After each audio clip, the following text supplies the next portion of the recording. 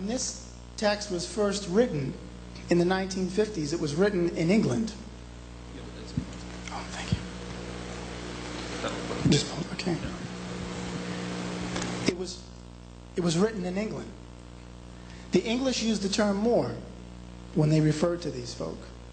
When the book was translated by Lawrence Butters, or revised by Lawrence Butters in the U.S., they became Negroes. And again, it's something, could be missed if you don't, really think about what that means. The British writer, the British historian who organized it, knew what a Moor was. And of course, that phonetic sound of Moor in the names, Moore, Morrison, Moreau, etc., indicated that. But when it came to the U.S., it was necessary to change the term. This is the Zangermeister family. The Zangermeisters were Germans, that obviously means sing master, but Germans of Moorish descent. And if you look also, if you want to get a sense of just how extensive the Moorish impact was in Europe and why essentially there's this obfuscation or this avoidance of the topic, the name Mussulman, as in Musselman's apple juice, means Muslim. And it meant those German Muslims who had intermarried with the Moors who had settled in what becomes Germany. And when I went to school at Gettysburg, Musselman's apple juice, the apple orchards and the plant was right up the road.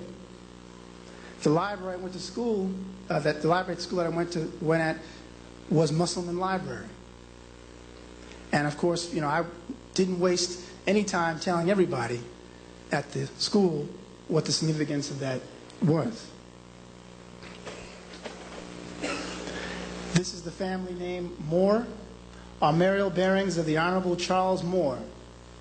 And if we consider again, it's the Moor's head and profile, if we consider again what this tells us, Europeans are telling us they know that the Moors left a legacy in Europe, but they're not telling us overtly. See, I'm not volunteering anything to you if it means I'm going to lose power over it. But if you confront me with it, and you catch me on a good day, I'll just, well, yeah, I know that, but, the majority you don't, and that's what counts.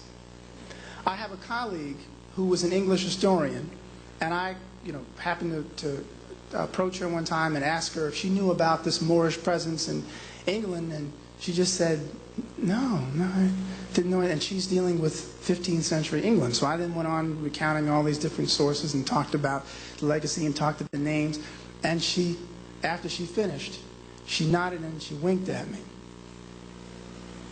Essentially, she was trying to see how much I knew. She wasn't giving up nothing. But once I had made this assertion and she realized that I had all the facts behind me and the evidence, then she had to basically say, well, yeah, you got me. This is another German family, Mohr, M-O-H-R, from a collection at the Lehigh County Historical Society. This is Johannes Morris, as it states, another Moor of saintly status in Europe. This icon is dated 19th century and is found to be in a museum in Germany. Johannes Morris was a vizier, a ruler of Sicily in the 12th century AD. So again, when we consider the legacy of the Moors, and when people a lot of times talk about Sicilians or Italians, a lot of them, whether they know it or not, are your cousins. And there are a few who I've met who will tell you that and have no problem telling you that. I know.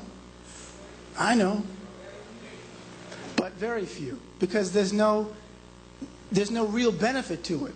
We don't have any real power, so why do they want to align themselves with us? The system is designed to maintain white supremacy. And if you can slip into that category and get away with it, then there you go.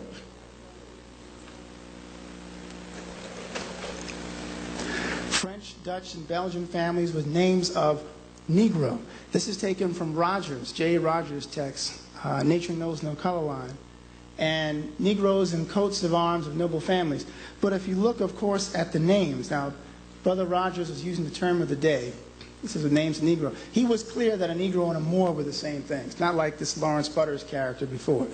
If you look, you see Moreau, Maurice, Morcant, Moor. Whenever you see that root word, Moor, you're dealing with African people.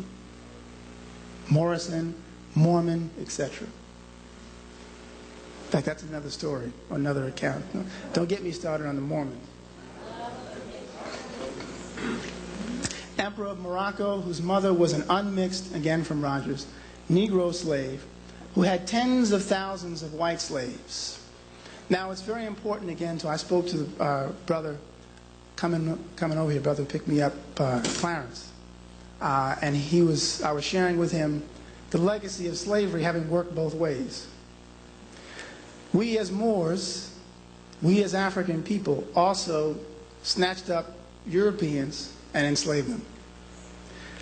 We snatched them up from the coast of Denmark, we snatched them up from the coast of Sicily, we snatched them up from the coast of Britain, we snatched them up from the coast of Spain and Portugal. We were snatching them up wherever we could. Slavery is an old, old institution. Europeans didn't invent it. Ironically, though, the concept of slave is named after them because the word slave comes from Slav, which was a people, a Russian, Germanic, I should say Russian people, Eastern European people, who were enslaved by our Germanic people or put into servitude, and so the term Slav became synonymous with servitude. But this idea of Europeans having been enslaved by us is not something which they like to talk about. Now, slavery is slavery. I mean, in terms of it being worthy of criticism if you're forcing someone else to do work for you without proper compensation. But there is a difference between how we as African people, we as Moors, perceived the concept of slavery and what emerges in the Western or European world as chattel slavery. Right. Our concept was, again, we own your labor. And, at least in the case of the Moors, if you become a Muslim, you're free. Or, if you're not free, your status changes. As John Blassingame and other scholars have pointed out, it didn't always mean that because you're dealing with individuals too. But that was what they were supposed to do according to their own tenets. But this idea of slavery having existed among Europeans is something that they don't like to talk about because, again, it gives the impression that they are not as great as they claim. Because they'll often say, well, my ancestors were slave owners. Next time, someone, like I've done many times, Europeans say, well, I just appreciate so much you teaching about the black experience and black world, and, I just feel so badly for what my ancestors did to your people. And I said, and I feel badly for what my ancestors did to your people, too. And then they said, what? I said, well, what do you mean? Well, I'm not sure what you meant, ma'am. Or I said, well, just slave owners. I'm from Virginia, and family members of mine are slave owners. I said, well, my people are from the Moorish imperial boundaries and Moorish Empire, and we were slave owners, too. And we had people look just like you. So the idea of just saying that it's an equalizer. I'm not taking pride, per se, in saying that, my people are slave owners, because, again, you shouldn't do that at all. But it's an equalizer. Because they're accustomed to keeping, I use the analogy of the drunken uncle. They keep the drunken uncle away from the family gatherings. They just bring out the rich uncle, the one who's the doctor or the one who works for some major corporation. That's how they present their history. They don't tell you about the other folks. They don't tell you about the other elements, because you can't do that and maintain white supremacy. This is Alessandro de Medici of the